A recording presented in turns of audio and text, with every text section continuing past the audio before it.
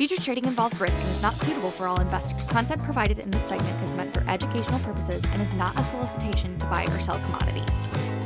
Hello and welcome back to Pasture to Pin, a bi-weekly series from the EverAg Insights team. Each episode, we bring you news and updates on the markets with the intention of helping cattle producers manage their risk. I am your host, Michael Todd Rowen, and we are recording from my home office in the Texas Panhandle. Before we start, let me timestamp the episode. Today is Tuesday, January 23rd, 2024 at 3:05 in the afternoon. Today, I am joined by South Florida's very own Mr. Antonio Corona.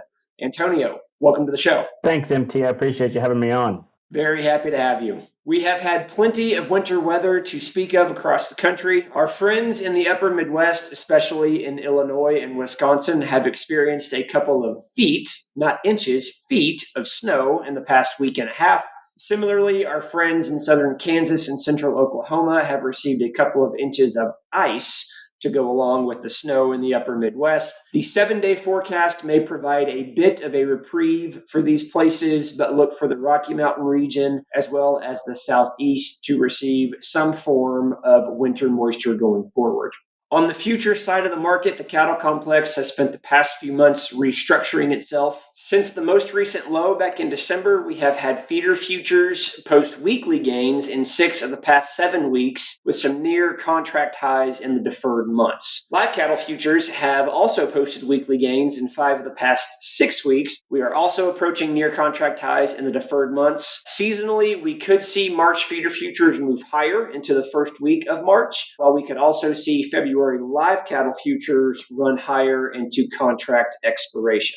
On the cash side of the market, we have the CME Feeder Cattle Index 7-day average sitting at 228.51 as of January 19th. This is a week-over-week increase of $2.90. On the live cattle side of the cash market, we have live cash cattle trading in the north at 175, while live cash cattle in the south are trading at 173. Cutout prices have seen a significant week-over-week increase. Yesterday's PM close had choice at 298.67 and select at 286.58.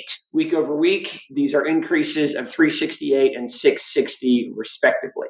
So what does all of this mean? What are you as producers supposed to do with this information? And how can you manage risk in an environment where prices are rising? To answer that, we are going to start with some risk management basics. And here today to help me do just that is once again my teammate and fellow livestock risk management advisor, Antonio Corona. Antonio, welcome back. Why don't you take us through some of the basics of risk management? Thanks, MT. So where I'd like to start with, given the LRP side of it, we have several different tools in our toolbox. But I would start with the LRP. I feel is one of the simpler tools that we can use. The 3 main questions that I have for a producer is, what are your break-evens? What type of cattle are you running? And then when do you sell your cattle? And, going from there, we can kind of build a program and set something up specifically for the producer. There's no cookie cutter deal here. Every producer can do it their own way. Very good. So let's put out a scenario. So let's say that I'm a producer. I've got 100 calves that I'm going to sell in May. You've explained to me how LRP works. I want to use it.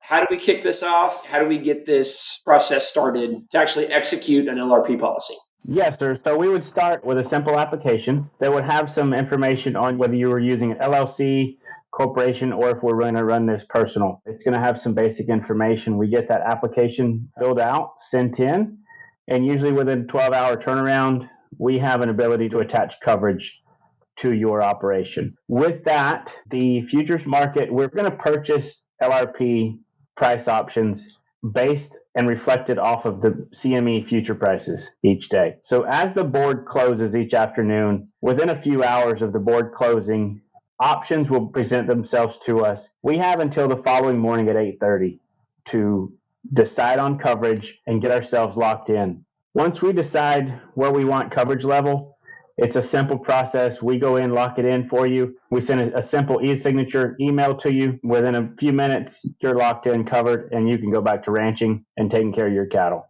Thank you very much for that information, Antonio. So again, in this scenario, I'm a cow-calf producer with 100 calves to sell in May. I'm bullish. I'm fairly certain that the market will continue to go up, but I want some level of coverage. What's the tangible way? How do I use LRP? Do I have to cover all of my calves? What's the nuts and bolts way that we can use LRP?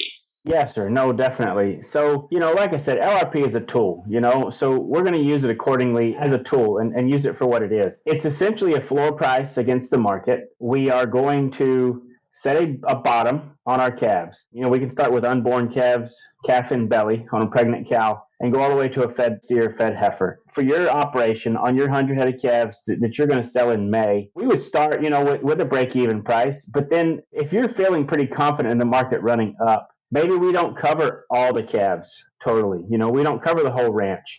Say we go in and layer some coverage in. So we could go in and say, MT, what is your overall cost on this set of calves? We could cover X number of calves to cover that cost there. So maybe it's 40% of those calves and lock in so that even if the market does turn around and go backwards, your fixed costs are covered and you're not tied to anything that way.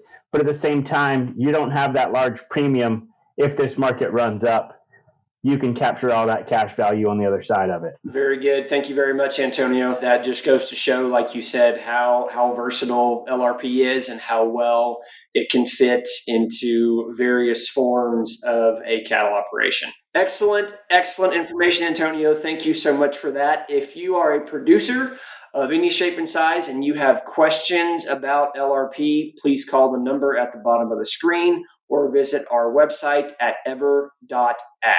That is a wrap for this episode of Pasture to Pen. Thank you to all of our viewers for watching this episode. If you have not done it yet, hit the like button, hit the subscribe button, and click the bell to be notified of future episodes. A big thank you to Lexi and the entire EverAg Insights team for keeping us on the straight and narrow and making this show a reality. Until next time, stay safe and pray for rain.